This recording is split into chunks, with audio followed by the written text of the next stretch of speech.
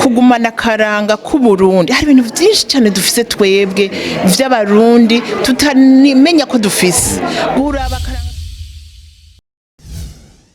nukuri umuntu yambonye ntambagira ngaha nirukanga nsubira karakanyamuneza kubona abarundi bakoranye gutya abashinga nta bapfasoni bose bari kumwe gutya kugira bayaga ijambo bashire hamwe biteza imbere nukuri n'ibintu bishimishije cyane rwose. Hanyuma nkaba nitwa Janine Ntihirageza ko mwavyumvise. Akazina kanje nitwa Janine Ntihirageza. Nkuko ubikurikiranye muri pati ya kabiri cyangwa igice kigira kabiri cy'ivyabaye ku munsi ugira kabiri ku igenekerezo rya 4 z'ukwezi kwa mbere umwaka wa 2020 aho byafashe umwanya wo kwigisha abaraho bijanye n'ubuzima bijanye n'imibereho bijanye n'ubuyobozi cyangwa uburongozi. Kumviriza ukaraba aho bari ukumvika imigore ibibagoye biraruta no kubaha inyishu kenshi na kenshi.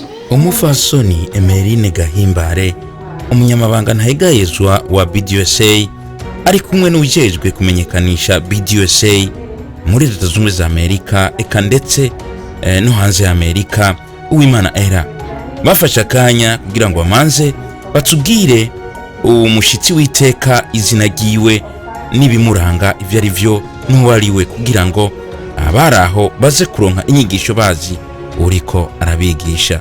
Twigishe ibijanye no kubintwari mu burongozi. Uyu mudamu rero yitwa Janine kandi abasomere hanyuma faso nari turi kumwe aradusigura mu Kirundi. Dr. Janine Ntihirageza is professor and interim department chair of 5 programs at Northeastern Illinois University. Uyu Dr. Janine ni umupfasoni arongoye n'umwarimu akongera akaba ajejwe afise departement ajejwe muri universite bavuze muri Illinois. Anthropology, English language program, global studies, philosophy, school for the advancement of English language learning and teaching English to speakers of other languages. Muri make ni umuntu yize ivy'imibano ukuntu abantu babana n'abandi yiga ibintu bijanye n'inonosorwa ry'indimi ubwo rero bikaba ari byo ajejwe ahanini mu bumenyi bwiwe n'ubutwari bwiwe. She is actively involved in refugee and human rights advocacy. N'umuvugizi akunze kuvugira impunzi n'uburenganzira bwabo akaba ari bakunze kubaserukira no kubarwanira inyungu zabo. She founded the Girls Engagement in a mission to succeed. Yarashinze umurwi w'abigeme kugira ngo bashobore kugera ku cyo bashaka. This organization encourages and supports school persistence and engagement in various systems for African refugee girls during their resettlements. Iri shirahamwe yatanguye rifasha abana b'abakobwa kugira ngo cyane cyane bajye bakunda kugaragaza ibintu by'amashure mu bana baba baje hano muri Amerika nk'impunzi batamenye icyo bashobora gukurikira. Speaking Kirundi and French, Dr. Ntihirageza has been supporting the African refugee committees for almost 20 years as a consultant and translator. Kubera avuga ururimi rw'Ikirundi n'Igifaransa yarashoboye gufasha abantu benshi cyane cyane mu kuguma aserukira abo bantu no kubavuganira muri byose aho bishoboka. She currently also serves as one of the community engagement core leaders on the Chicago Cancer Health Equity Collaborative Grant. No kuvuga muri Chicago arafise ishirahamwe ahagarariye kubera agakurikirana ibintu by'amafaranga y'imfashanyo aza gufasha amakominote y'abanyafrika n'impunzi aho muri Chicago haba akaba ari wanarihagarariye. She received her PhD in linguistics from the University of Chicago. Yaronse impamyabushobozi mu bijanye n'indimi muri University of Chicago. While on a Fulbright scholarship, she attained an MA in applied linguistics from Southern Illinois University, Carbondale. ni ukuvuga yagiye kwiga muri universite yo muri Illinois Carbondale aho yagiye gukurikirana igisata c'indimi ariho yaronkeye impamyabushobozi ikomeye yo mu rwego rwo hejuru ariyo bita PhD mu kinyamazuru. Her BA in English Language and Literature is from the University of Burundi. ni ukuvuga diplome ya mbere ya universite mu bijyanye n'indimi yayironkeye kuri Universite y'u Burundi. Dr. Nihirageza's research interests are in linguistics, language teaching, second language acquisition, refugee studies, genocide and human rights in Africa and the African diaspora. Uyu mupfasoni yaragize ubushakashatsi mu bintu binyuranye mu mibereho y'abantu, ariga ibijyanye no kubana neza, ariga ku bijyanye n'ihunyabwoko n'ibindi byose biranga abantu bo mu bihugu bya Afurika. Muri make rero uyu mudamu w'umuhizi tugomba tumuhamagare ahagarara imbere yanyu agire atangure icigwa yari yaduteguriye. Murakoze, ariko ndabasabe mu mukomera amashyi cyane kuko ni impano.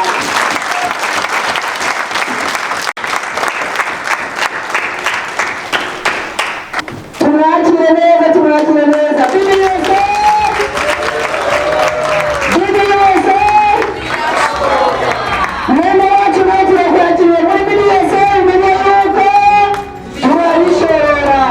aba aratanguye inyigisho nk'uko wabikurikiranye muri video ya pati ya kabiri y'ivyabaye ku munsi wa kabiri aho muri Dayton, Ohio.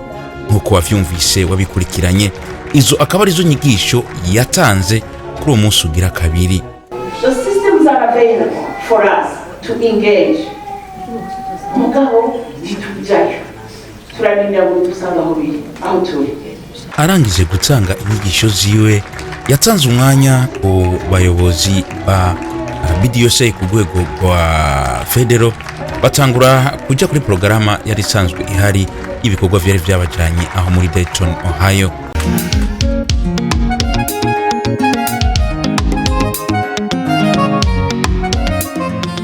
The SYB Show ihari ku bwa Burundian community everywhere, every corner around the world.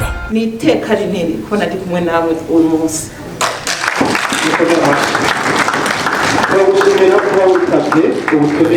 Kabaye akanyamuneza kadasanzwe aho yafashe ijambo abatekerera, kumviriza ukaraba aho bari, ukumvika imigorane bibagoye, biraruta no kubaha inyishu kenshi na kenshi. Umuntu yagiye urabwira uti urabumvise ukareka, kenshi aribyo byarafashije rwose. Abanyeshuri n'abarimu batahuje kenshi kwari kwicara kumviriza umwe, kumviriza uwundi, hari aho bahurira. Ndabinuka hejuru, ndabigira kenshi na kenshi wasanga biriye nyine aho kumunze umushefu wa departement aho bigereka. Okay, icyangatatu naco mugabo ico sinzi ko gishoboka mu gutwara aho umuntu atwara hose, mugabo nukuraba abanywanyi umukorana, abantu witwara kuduti aha wiyumvira gute muri community yawe. Apana bari kuri komite nivyo murakorana mugabo hajya mu hari abantu usanga bari intwari nubwo bari muri iyo komite yanyu bagufasha ibintu bikomeye, nibo usanga nabo nyene bagenda kuraba uko ibintu bimeze. Gauging, muchongeza kuvuga gauging the situation, how are things over there, kuko wewe kumbura umukuru hari abatakubwira byose, mugabo iyo ufise abantu a network of people around you niho uheza ukaba successful, niho mubishobora iyo mufise abantu mwitoreye mufatanije. Mugabo ivyo bintu bitatu jewe nivyo byafashije kugira nshobore gutwara abo bantu nasanze muri Amerika atatudahuje n'imico. Yego, murakoze.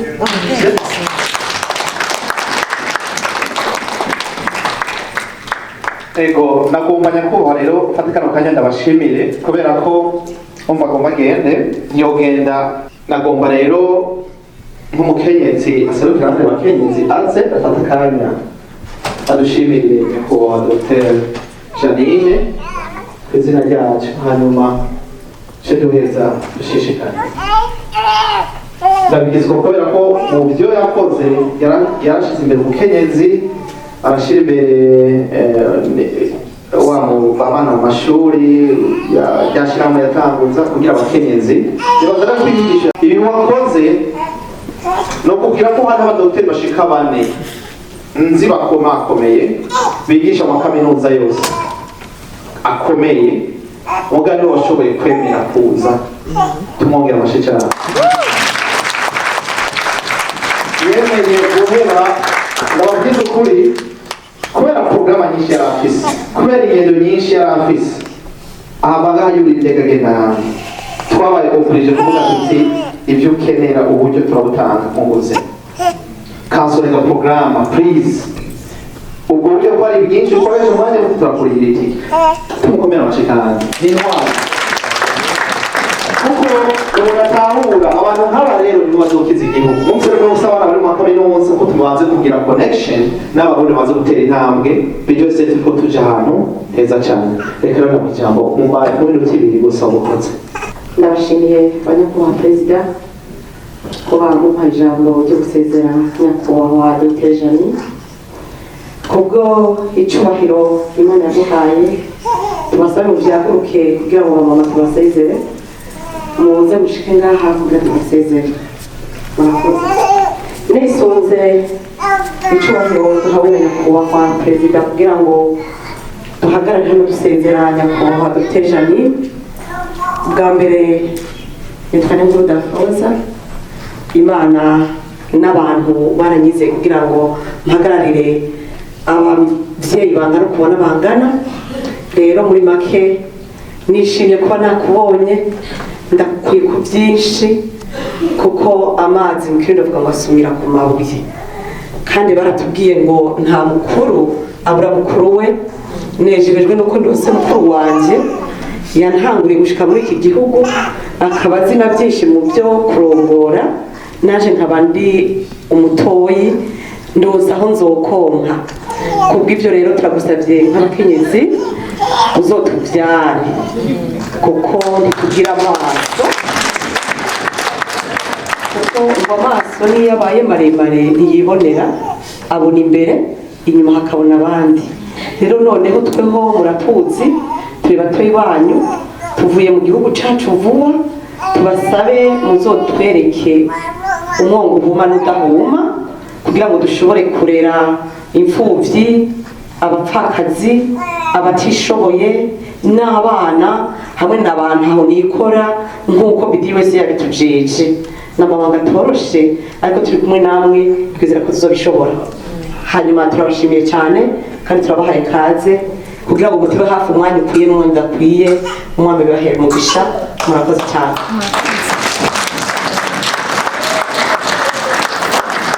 Iyo kaminuza yigisha ko ni nko makaminuza komakomeye abantu rero turashoboye reka mu byakuruke tumuseze ego bye ego isabe Emeline abona hanyuma harabana akanya ko kwidagadura haratambwa intambo z'iwacu nk'uko ubibona hano.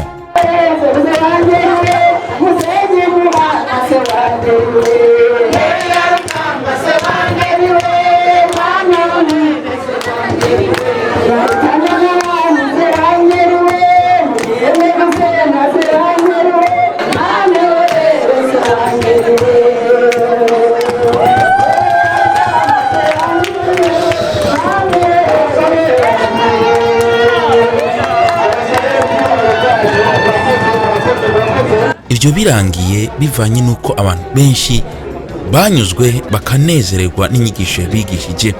Buri muntu yifuza ko ashobora gusigarana contact nawe cyangwa bakifotozanya nawe nk'uko uri kurabibona.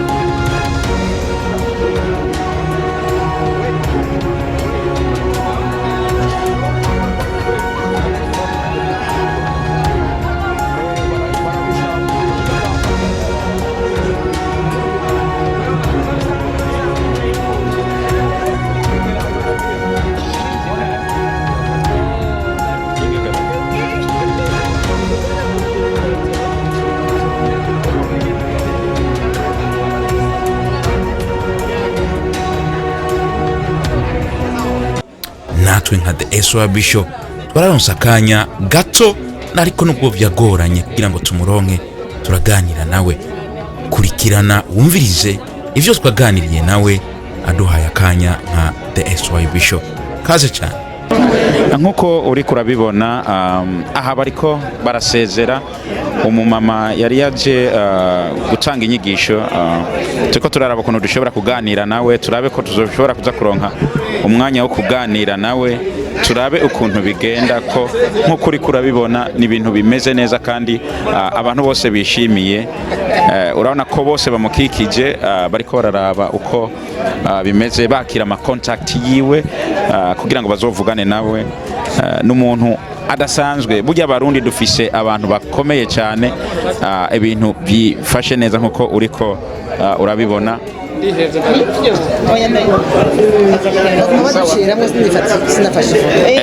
Nkuko uri kurabibona hanyene ariko aratanga ama contact yiwe n'ibindi.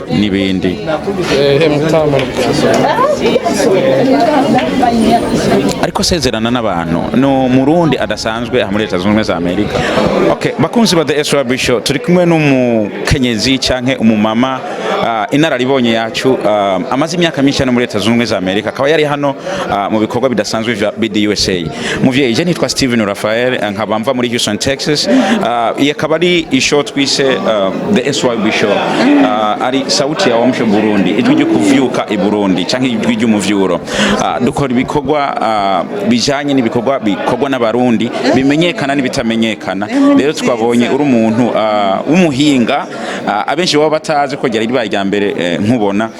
Twashaka tumenye urinde muri make waje hano muri Amerika igihe ryari ukora iki, kuko abantu nka bamwe bwirashika ntimumenyekana kandi muhari mu Burundi tukaba tubakeneye, n'Abarundi bakaba babakeneye, ndetse ugasanga n'amakominote y'Abarundi muri Amerika arabakeneye kumva amakuru yanyu no kumenya ivyo mukora. Kaze cyane muri bande umwidondoro wanyu muri make. Okay, murakoze cyane. Jewe nitwa Janine Ntihirageza, mva mu Burundi, nakuriye mu Burundi, naje nje kwiga, nari naronse bourse, naronse natewe iteka na Amerika, ndonke ikintu citwa Fulbright scholarship. Ncandaza rero nje kwiga ibintu by'indimi, hanyuma naje muri 1991 murumva ni kera cyane, aba benshi mbere abo twahuye ntibari bwavuke. Hanyuma ncandagumino ngira Imana n'umuryango uraza, hanyuma ndaronka akazino, ndashobora kugumino. Rero none nico gituma naronse kugumino nkaronka aho nigisha muri university muri Chicago. Naciye ndonka n'uburyo kugira ngo nshobore gufasha abantu baje bava mu nkambi, imiryango yacu. Okay, uvuze ko uri umwarimu ku ishure ryo muri Chicago. Urashobora kutubwira iryo shuri? Hari benshi baba bamaze kugiga ko canke bamaze kuribona, abari hanze yo muri Amerika n'abari muri Amerika canke n'abandi batararimenya bakabimenya biciye hano. Yitwa Northeastern Illinois University. Niho nigisha, mazeho hafi imyaka 20 nigishaho. Northeastern Illinois University in Chicago. Okay, nk'abantu bajanye canke bifuza ku ubumenyi, wowe wigisha ibijanye n'iki? Uri mu gice ikihe? Kuko ndazi ivyigwa ni byinshi. Ni byinshi. Ego mejewe nize linguistique, PhD yanje muri linguistique from the University of Chicago.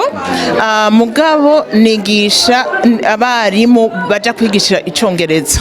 Ni buco kintu gikuru nico nivyo njejwe bikuru. Mugabo nkaba ndigisha kandi nkongera ngatwara department ya TESOL, Teaching English as a Second Language. Mugabo ni nininya irimo anthropology, philosophy, English language program, Teaching English as a Second Language, n'ibindi n'ama program atandatu ari hamwe yabaye department. Iyo rero niyo uyentwara. Hanyuma nkaba kandi nayitwaye n'imyaka myinshi. Mugabo ikindi ntanguye vuba ni gufasha abantu bahora ari impunzi bagashika no muri Amerika America, hanyuma kandi na genocide and human rights studies. Ico ni ikintu tutanguye vuba, ariko tumaze nk'imyaka ndwi tugira conference umwaka ku mwaka werekeye genocide yo muri Afrika, kuko ntivugwa cyane. Twabonye igihe wari kurigisha usigura ku bijyanye n'ivyo dukwiye kureka, ivyo dukwiye gukora, kuba hafi n'abana, kwimenya abo turibo, ururimi n'ibindi. Iyo energy yo kumva ko ivyo bintu ushobora kubisangira n'abandi bantu yazananye he? Muri make nubwo ufise akanya gato, ariko urumva abantu baba banyotewe kumva ibintu nk'ibi. Murakoze cyane. Icambere nuko jewe nanje nakuze ndi imfuvyi, papa bari bamwishe, hanyuma rero mbona ingene Imana yampezagiye ngashobora gushika aho nshitse ubu, cyangwa ndeka ndabe nanje ko nofasha abandi. Mugabo ikindi naco nuko nanje mfise abana bangana bo nabo tushoboye kubona ngaha, abo bana nabo ingene bakuze ivyadufashije n'ibitadufashije, ivyo bica bimfasha kandi ngo nkaraba n'abana bashitse ino bavuye mu nkambi, ibibagora ama challenges yabo. Ivyo rero ndabishyize hamwe vyose bica bintuma nshaka kugira ngo ndabe ingene nofasha ivyo nshobora, mbona ko vyoshobora gufasha. Hari ibintu utwamana ama challenges ngaha kuri iyi si, hari ibyama bitugora, mugabo dushoboye kuronka kunguranira ubwenge birashobora kudushikana imbere. Numvise uvugamo ikintu 72 aba benshi bari muri BDUSA n'abantu baje ari umuzo w'abantu baje kuri kese y'abantu 72. Hanyuma bavugamo ibijanye n'ururimi. Ibi bintu umva bijana bivanye nuko benshi bavukiye hanze y'u Burundi. Sinzi umaze kumva ko bahari ukaba wageze hano, niki kintu wipfuza kuri twebwe abarundi bivanye n'imyaka myinshi? Cyo ni kibazo ciza cyane, murakoze. Icambere na mbere kugumana karanga ku Burundi. Hari ibintu byinshi cyane dufise twebwe vy'abarundi tutanimenya ko dufise. Buraba karanga k'abarundi tukakavuga natwe hanze aho turi. Ico ni ikintu gikuru, kubona barashobanya kugumanya karanga, ako karanga mu buhungiro bakagashikana ngaha. Rero it's not the time to lose. Ubu ntidukwiye kugata. Nyabona tuvyigisha abana bacu, nyabona abana bacu bakure bafise ako karanga ko mu Burundi n'akaranga ko muri Amerika, bagatora ivyiza muri vyose, akavyo bashira mu mutima no mu mutwe bakabigumana. Urumva ivyo birakomeye gose. Murumva uko guhunga ntigutume dutakaranga kacu, ahubwo tukagumane, twongeye dufate n'ibindi vyiza vyo muri Amerika, tugumye vyose. Camwumva namwe twe duhiriwe. Abanyamerika bafise by'abanyamerika gusa, abagumye mu Burundi bafise by'abarundi gusa, muga twe tuzoba dufise vyose, ivy'abarundi n'ivy'abanyamerika bigiye hamwe. Camwumva namwe ngene dushaka gushika imbere gose. Okay, kuvugire muri Amerika warumaze guhura n'abarundi bangana gutya kuva ushike hano muri Leta Zunze za Amerika? Mu banyamerika oya n'ubwa mbere n'ukuri mbonye abantu bangana gutya bakoranye cyane abantu babo twita community leaders, aba bantu batwara communities. N'ubwa mbere mbonye bahuriye hajya gutya bagira ati tugiye twige ingene twofasha bacu.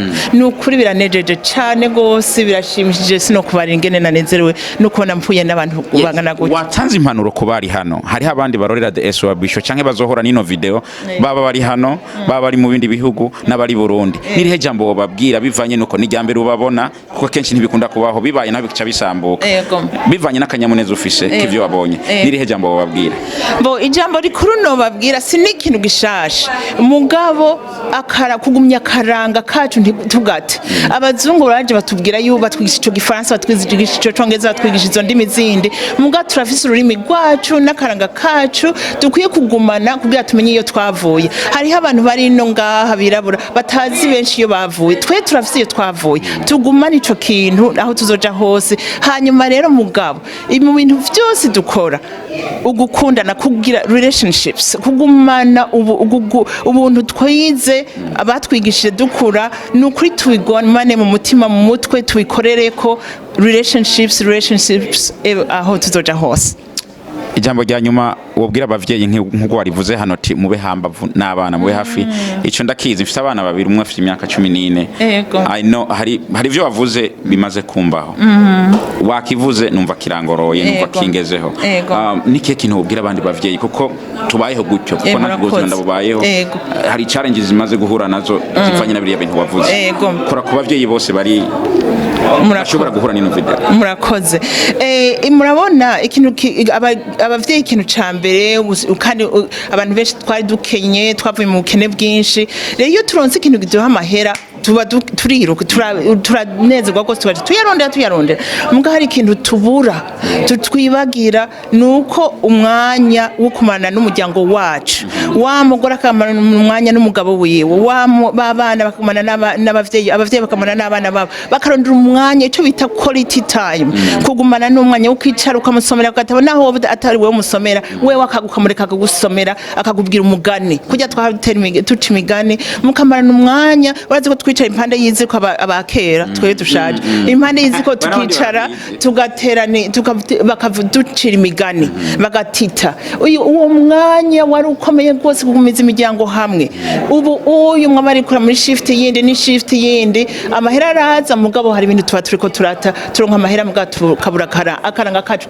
kariko karatujana so kugarukana umwanya wo kuja hamwe imiryango abana n'abagabo n'abagore babo bakaguma hamwe murakoze cyane ku mpanuro muduhaye murakoze no kukanya muduhaye turabashime bivuye ku mutima twizere ko nawe uri kurarorera the SOR Bishop hari ikintu wungutse nimba naho atari cyo wungutse turashira ko contact ziwe hano twaronse business card yiwe niwa mukenera uzovugana nawe uzomuronka ya Steven Raphael turi kumwe na Janine ntihirageza iratanga igatanga vyose yamuhaye vyose murakoze cyane kuza muri BDUSA murakoze cyane bye bye